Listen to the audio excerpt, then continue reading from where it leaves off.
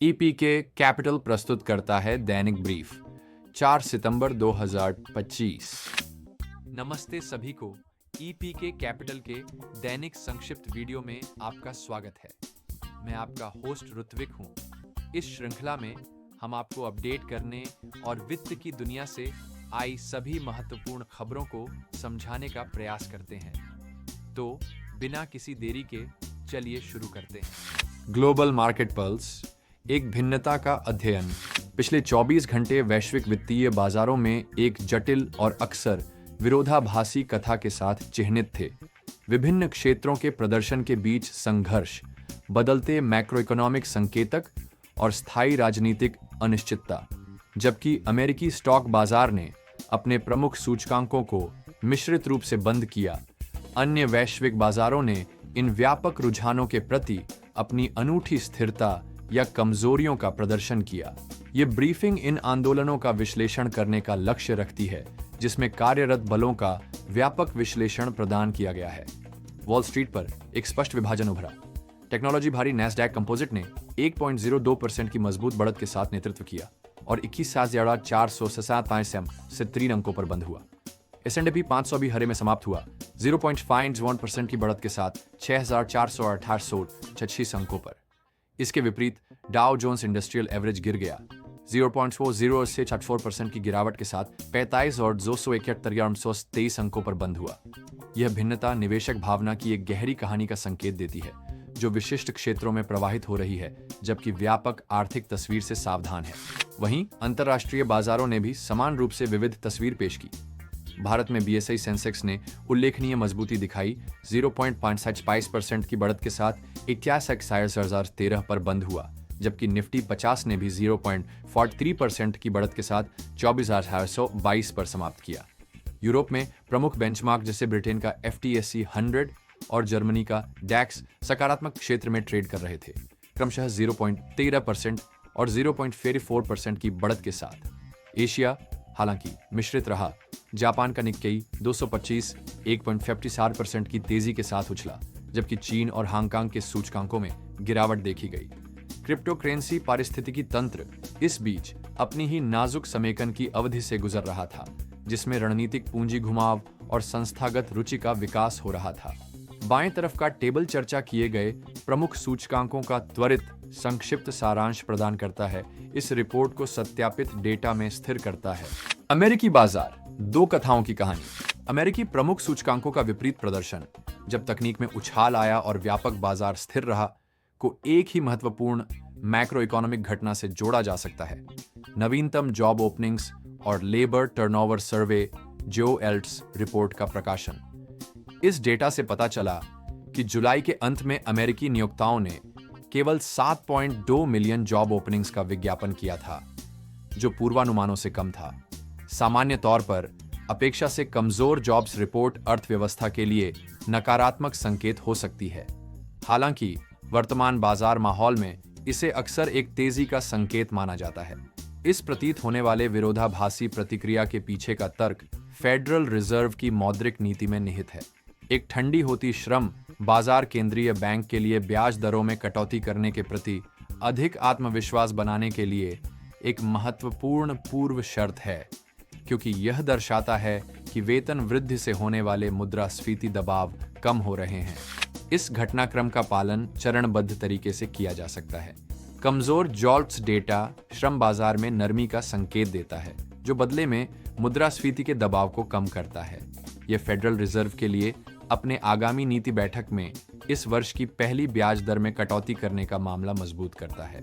भविष्य में कम ब्याज दर की उम्मीद विशेष रूप से उच्च विकास वाली तकनीकी कंपनियों के लिए फायदेमंद है। इन कंपनियों का अक्सर उनके मूल्य का उच्च हिस्सा भविष्य की आय से जुड़ा होता है, और कम डिस्काउंट दरें उन भविष्य की नकदी प्रवाह को काफी अधिक मूल्यवान बनाती है।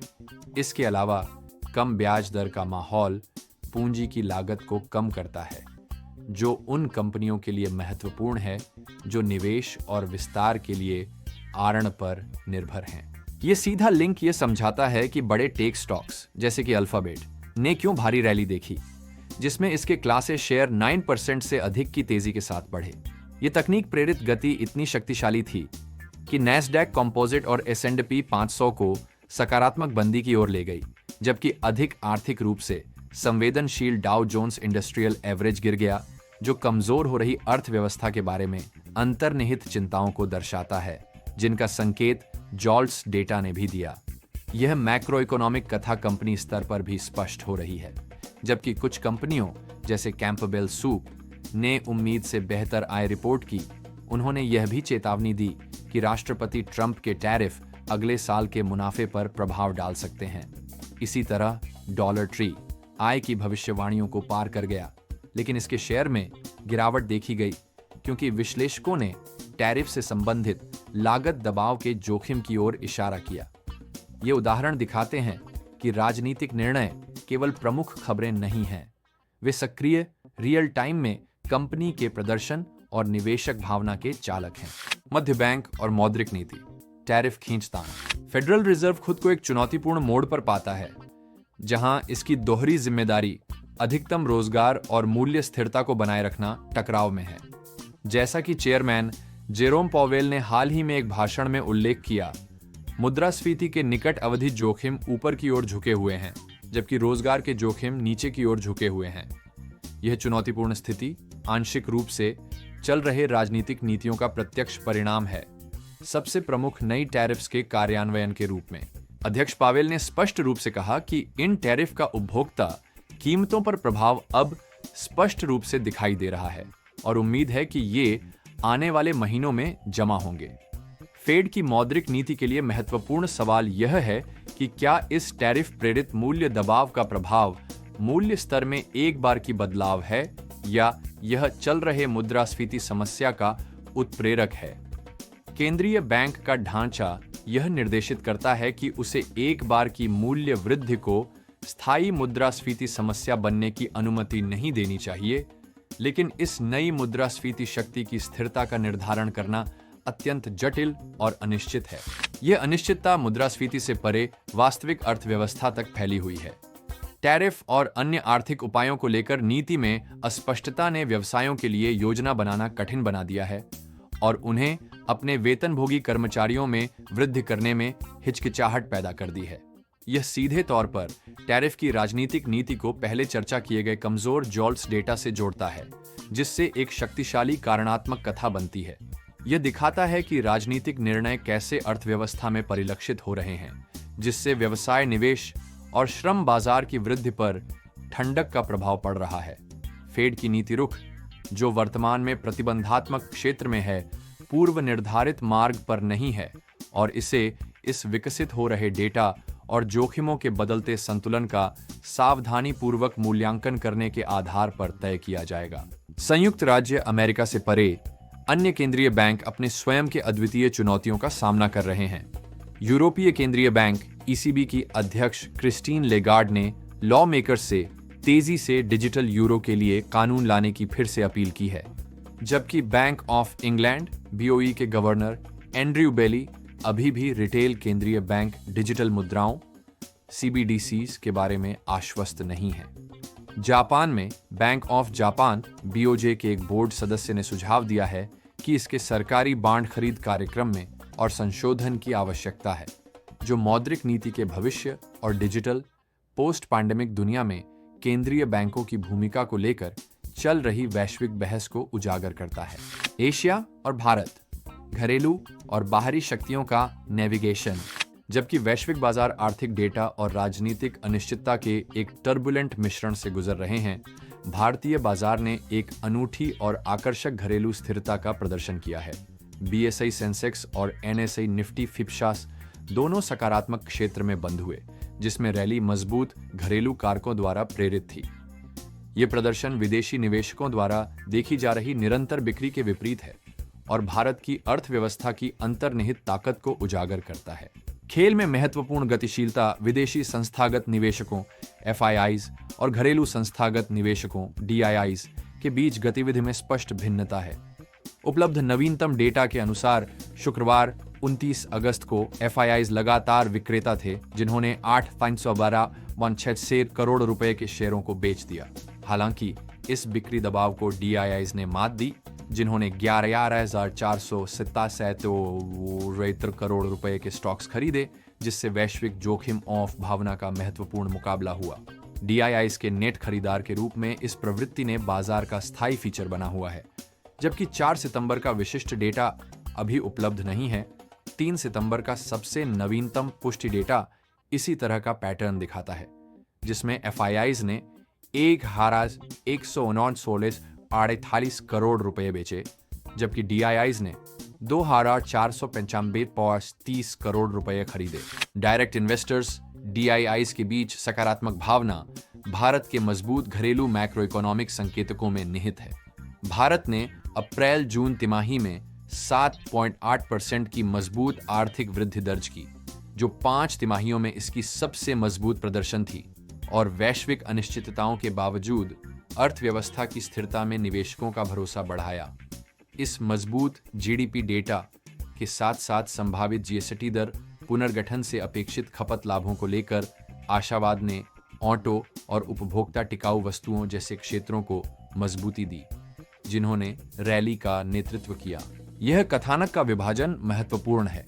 FII मुख्य रूप से वैश्विक जोखिम कारकों से प्रभावित होते हैं, जैसे कि अमेरिका में टैरिफ प्रेरित अनिश्चितता, जिसने उन्हें निकट मध्यम अवधि की संभावनाओं को लेकर चिंतित कर दिया है। विपरीत रूप से DII मजबूत आर्थिक विकास और सहायक वित्तीय नीतियों की स्थानीय कहानी पर केंद्रित है। यह घरेलू प्रेरित खरीदारी एक महत्वपूर्ण बफर प्रदान करती है, जो भारतीय बाजार को बाहरी बाधाओं की पूरी ताकत से बचाती है और इसे अपनी राह बनाने की अनुमति देती है। क्रिप्टोकरेंसी इकोसिस्टम, संस्थागत बदलाव और परिपक्वता। क्रिप्टोकरेंसी बाजार महत्वपूर्ण रणनीतिक परिवर्तनों के द्वार से गुजर रहा है, जो केवल मूल्य कार्रवाई से आगे बढ़कर संस्थागत और भेल प्रेरित पूंजी घुमाव के अधिक सूक्ष्म परिदृश्य की ओर बढ़ रहा है। जबकि बिटकॉइन ने स्थिरता दिखाई है, यह लगभग $110,000 के निशान के पास कारोबार कर रहा है। इसकी स्थिति को नाजुक कहा जा रहा है। कुछ विश्लेषकों ने हालिया उछाल के बाद एक समेकन चरण का उल्लेख किया है। सबसे आकर्षक विकास एक हाई प्रोफाइल व्हेल गतिविधि है। एकल इकाई ने हाइपर लिक्विड विकेंद्रीकृत एक्सचेंज पर बिटकॉइन की कीमत $215 मिलियन से अधिक बेचकर स्पॉट इथेरियम में $216 मिलियन प्राप्त किए। यह कोई आकस्मिक व्यापार नहीं है, यह बाजार के रोटेशन का स्पष्ट संकेत है।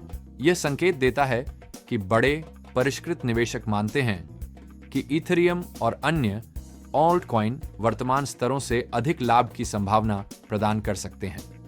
यह रणनीतिक बदलाव बाजार के परिपक्व होने का संकेत है, जहां पूंजी अब केवल बिटकॉइन प्रभुत्व पर केंद्रित नहीं है, बल्कि व्यापक डिजिटल संपत्तियों के बीच अवसरों की खोज कर रही है। इन अल्पकालिक अस्थिरता और पदों के पुनः व्यवस्थित होने के बावजूद क्रिप्टो के लिए दीर्घकालिक संस्थागत रुचि मजबूत बनी हुई है। अमेरिकी स्पॉट ETFs लगातार नए शुद्ध प्रवाह देख रहे हैं, जो डिजिटल संपत्तियों की बढ़ती मुख्यधारा स्वीकृति को मजबूत कर रहा है। इसके अलावा एक प्रसिद्ध जापानी कंपनी मेटाप्लैनेट ने लगभग $112 मिलियन में 1009 बिटकॉइन खरीदे, जिससे उसकी कुल होल्डिंग 20,000 BTC हो गई। यह कदम बिटकॉइन को एक मुख्य ट्रेजरी संपत्ति के रूप में दीर्घकालिक विश्वास को दर्शाता है। इस बाजार के परिपक्वता का एक सूक्ष्म लेकिन गहरा संकेत टोकनित सोने की रिकॉर्ड ब्रेकिंग बाजार पूंजीकरण है, जो लगभग $250 बिलियन तक पहुंच गया है। यह विशेष रूप से महत्वपूर्ण है क्योंकि यह दर्शाता है कि पारंपरिक सुरक्षित आश्रय की मांग, जो ऐतिहासिक रूप से भौतिक सोने के लिए आरक्षित रही है, अब क्रिप्टो पारिस्थितिकी तंत्र में अपना स्थान खोज रही है। यह विकास संकेत करता है कि संस्थागत और परिष्कृत रिटेल निवेशक कुछ डिजिटल संपत्तियों को वैध मूल्य भंडार के रूप में देखने लगे हैं, जो इस क्षेत्र के निरंतर संस्थागतकरण में एक महत्वपूर्ण कदम है। राजनीतिक अर्थव्यवस्था, राज्य हस्तक्षेप का नया युग। राजनीतिक परिदृश्य वित्तीय बाजारों में लगातार एक प्रत्यक्ष और महसूस होने वाली शक्ति बनता जा रहा है। प्रमुख राजनीतिक व्यक्तियों और सरकारी निकायों की टिप्पणियां और कार्य अब केवल मैक्रो स्तर के प्रभाव नहीं हैं, वे विशिष्ट क्षेत्रों और कॉरपोरेट बैलेंस शीट्स को आकार दे रहे हैं। उदाहरण के लिए, राष्ट्रपति ट्रंप की टैरिफ नीतियों को महत्वपूर्ण निर्यातों जैसे वस्त्र के लिए अनिश्चितता का स्रोत माना गया है और ये पहले ही कॉरपोरेट आय पूर्वानुमानों में प्रकट होने लगे हैं। अमेरिकी आर्थिक दर्शन में एक व्यापक और संभवतः अधिक गहरे बदलाव की प्रक्रिया भी चल रही है। अमेरिकी सरकार धीरे धीरे अर्थव्यवस्था में सीधे भागीदार के रूप में कार्य कर रही है, जिसे राज्य पूंजीवाद की ओर एक झुकाव कहा जा सकता है। यह कई हालिया उच्च प्रोफाइल कार्रवाइयों से स्पष्ट होता है। सरकार ने सेमीकंडक्टर के सबसे बड़े अमेरिकी निर्माता में 10% हिस्सेदारी ली है, जो घरेलू चिप बनाने की क्षमता को पुनर्जीवित करने के उद्देश्य से की गई है। इसी तरह सरकार ने एक अमेरिकी स्टील कंपनी के जापानी अधिग्रहण को मंजूरी दी, केवल तभी जब अधिग्रहण करने वाली कंपनी ने अमेरिका को गोल्डन शेयर प्रदान किया, जिससे सरकार को भविष्य के निर्णयों पर प्रभाव डालने का अधिकार मिला। पेंटागन ने भी एक ऐसी कंपनी में 1500% हिस्सेदारी ली है, जो उच्च शक्ति वाले चुंबकों में इस्तेमाल होने वाले खनिज का उत्पादन करती है। एक शिरोनेम। इन विकासों से संकेत मिलता है कि दशकों से अमेरिकी आर्थिक नीति पर हावी मुक्त बाजार सिद्धांतों से एक मौलिक परिवर्तन हो रहा है। सरकार का सब्सिडी और प्रत्यक्ष इक्विटी हिस्सेदारी का उपयोग प्रमुख घरेलू उद्योगों की रक्षा और मजबूती के लिए एक रणनीतिक प्रयास है, विशेष रूप से विदेशी प्रतिस्पर्धियों से संभावित खतरों के जवाब में। राज्य की इस नई भागीदारी की परत नए जोखिम और नए अवसर दोनों प्रस्तुत करती है, क्योंकि राजनीतिक निर्णय बाजार विश्लेषण में अधिक सक्रिय चर बन जाते हैं। इस बदलाव के दीर्घकालिक प्रभाव अभी पूरी तरह से समझ में नहीं आए हैं, लेकिन यह निवेशकों के लिए निकट भविष्य में ध्यान केंद्रित करने वाली एक प्रेरक कथा है। निष्कर्ष, कथा का संश्लेषण और आगे का रास्ता। पिछले 24 घंटों में वित्तीय बाजारों ने एक वैश्विक परिदृश्य का खुलासा किया है, जो जटिल और कभी-कभी विरोधाभासी शक्तियों द्वारा परिभाषित है। अमेरिकी बाजार का मिश्रित प्रदर्शन एक क्लासिक अच्छी खबर बुरी खबर है स्थिति का सीधा प्रतिबिंब था, जहां कमजोर नौकरियों का डेटा फेडरल रिजर्व की दर में कटौती की उम्मीदों को मजबूत कर रहा था, जिसने उच्च विकास वाली टेक स्टॉक्स में रैली को प्रेरित किया। यह एक परिष्कृत प्रतिक्रिया थी, जो दर्शाती है कि बाजार के प्रतिभागी सतही डेटा से परे देख रहे हैं ताकि भविष्य की मौद्रिक नीति का अनुमान लगा सकें। साथ ही टैरिफ का व्यापक और मूर्त प्रभाव स्पष्ट होता जा रहा है, जैसा कि फेडरल रिजर्व के चेयरमैन पॉवेल ने स्वयं नोट किया है। यह नीति केवल एक राजनीतिक चर्चा का विषय नहीं है, यह मुद्रास्फीति का एक वास्तविक समय चालक है और व्यवसायों के लिए महत्वपूर्ण अनिश्चितता का स्रोत है, जिससे वे भर्ती करने और निवेश करने में हिचकिचा रहे हैं। इन वैश्विक तूफानों से प्रभावित दुनिया में भारत का बाजार अपनी अनूठी स्थिरता के लिए खड़ा है। यह वैश्विक भावना का परिणाम नहीं है, बल्कि मजबूत घरेलू बुनियादी ढांचे और घरेलू संस्थागत निवेशकों की महत्वपूर्ण प्रतिकारक शक्ति का परिणाम है, जिन्होंने अपने विदेशी समकक्षों से लगातार बिकवाली के दबाव को सहन किया है।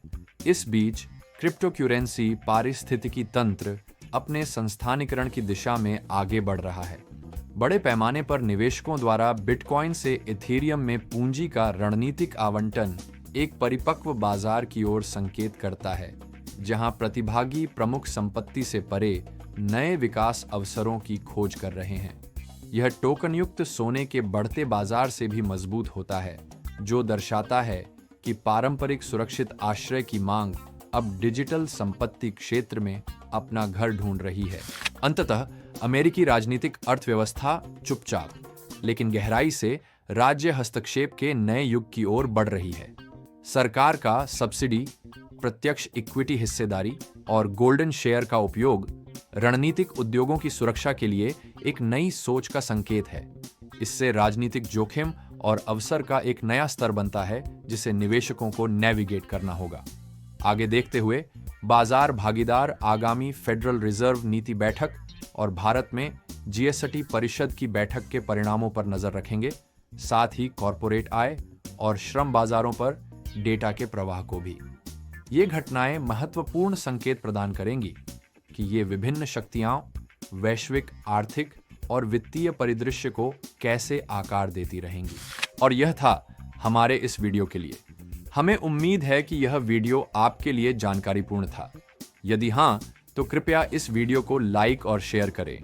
साथ ही ऐसी शानदार दैनिक सामग्री के लिए हमारे चैनल को सब्सक्राइब करना न भूलें।